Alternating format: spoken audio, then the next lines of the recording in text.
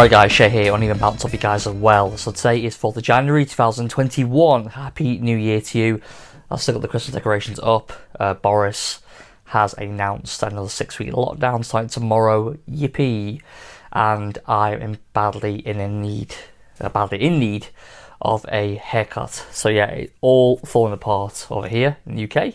Anyway, let's get into it. So I want to talk about Temba The Walker and his walking off incident last week in the first test. Centurion, he was on 71 and he flashed a slightly wide ball, a very little foot movement outside our stump, and he basically missed the edge by a good, by looks like a couple of inches. It was a clear missing of the outside edge, went through to the keeper and he walked immediately. Now, people have not really, obviously people said it's a bit of a crazy decision, why did he do that, why didn't he review it, etc. For me, what I wanted to delve into just quickly here, a little bit about his psyche, Temba The Walker, because he's a batsman who's obviously had a lot of pressure on him the last few years. You know, he hasn't scored a century for some time now. I believe his last century was 2016 in the England series. Hasn't scored a century since then. He's been in and out of the team. Last year's captain publicly said, you know, he's not good enough at the moment to play in the, obviously, the return England series when he came back 4 years later, obviously last year. He did obviously enter the team in Joburg, but you know, he didn't really do too much with the bat, to be honest with you, last year. But you know, he's a batsman who's averaging just over, well, at the time obviously he's batting in the first test, he was averaging just over 30 going into that first test. Why would a batsman who is averaging just over 30 has taken a lot of flack from within cricketing circles at TSA, well, especially on the field, with his team, as I mentioned before, Faf came out publicly, it kind of cited his lack of form in the test arena. And then obviously he receives a hell of a lot of flack on social media from fans, you want to call them that. He gets a hell of a lot of shit from them. You know, the quota pick, etc. You know, you've heard it all before. He shouldn't be there. He's only there because, you know, he's a quota pick and colour of his skin. He's not there on merit. I'm sure he knows this, Temba The Walker. You know, my uncle is friends with him, and he's told me a lot about his temperament. He's a good guy, you know, a nice guy, very down to earth. He comes from, you know, quite a privileged background, is my understanding, but he's not by any means arrogant with it. He's a very grounded guy. He's a nice guy, you know. And I feel like maybe this is the reason why maybe his career is not excelled to it. Maybe he should have, for someone who's clearly very talented. You know, it's not just about walking off the pitch. That's one thing. If you feel that maybe, you know, you've already nicked it, then fair enough. But the fact is, someone who's obviously, he's very much kind of has one foot in, one foot out of the team. He's not a mainstay of that side by any stretch of the imagination. He's very much got question marks over his head every time he goes into bat. And to be on 71, within touching, not say touching distance, but reasonably close.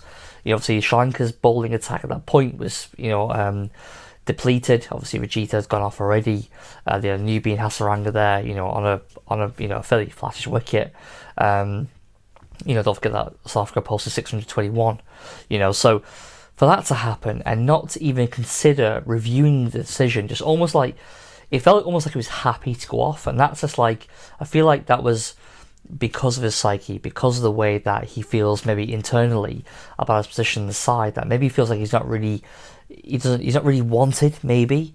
There's more to it. It's not just a case that it's simply a case of, oh yeah, I thought I nicked it. No, the manner that he walked off on, you know, on one, I feel like I said, he's maybe feels very uncomfortable still in that Proteas shirt. Especially at test level, because he knows that his record is not good enough. But someone who's played so many tests as he has, is it 68 now, something like that? I'll get that now, but it's played so many test matches, and then to, you know, only scored 200s, and then, you know, of all things said, to come to that decision, you know, and then you know, he makes 71.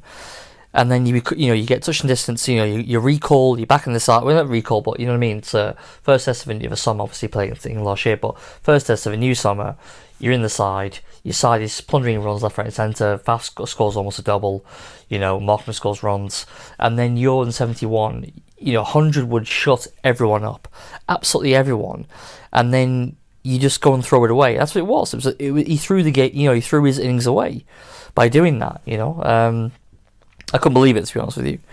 Sorry, I got completely wrong. Apologies to the test matches. For some reason, 68? I'm not sure why.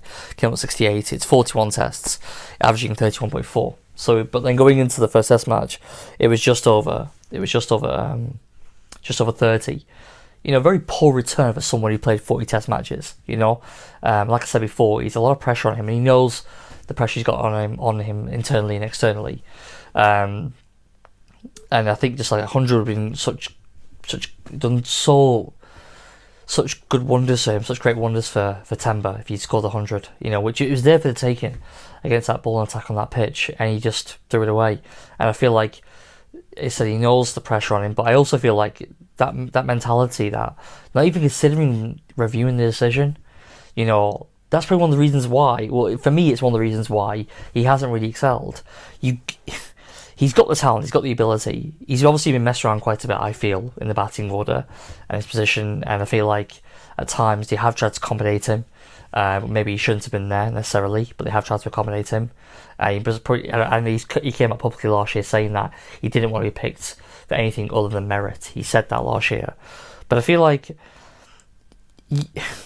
someone like him, what he's gone through, you have to have that inner confidence, that inner mongrel in you, in order to fight for it, fight for your position, fight for every run that's given to you, because you just don't know what's going to happen. You're obviously going to Joburg next test, and down there, obviously with a fully fit Sri Lankan attack, one could have your name on it, and it did. Obviously, he made 19 that test, didn't he? In this test, the ongoing test, he scored 19 the first innings, and obviously tomorrow, they're going to bat again, I'm sure. Bavuma will maybe get a chance. We'll have to wait and see. Depends what South Africa are chasing. But if they're chasing something that's reasonable, you would like to think that he'd get a decent score and be knocked out at the end. That would be the ideal scenario for him. Whether he does it, we don't know. But I just feel like, the walking off incident last week, people are calling it a bit stupid, a bit crazy, a bit absurd. Yeah, I agree totally, but there's so much more to that. I think the surrounding context to being it was Temba that did it, and I think we need to look at that.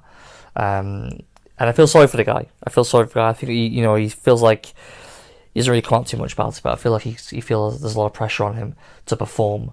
Him in particular, a lot of pressure to perform, and he is the fall guy in a lot of ways. And I think he thinks that as well. Anyway, it's my thoughts on Temba's dismissal. Temba Bavuma's dismissal last week. Let me know your thoughts, guys. What do you think?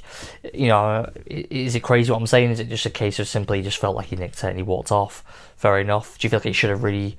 obviously, I'm sure you think he should have reviewed it.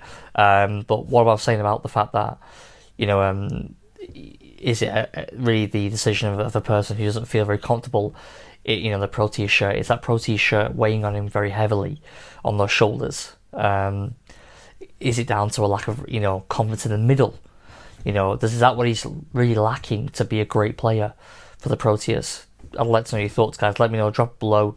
Click thumbs up if you like the video. You share it with people that you think might be interested in this content, and hopefully I will see you on the next one. All right, cheers, guys.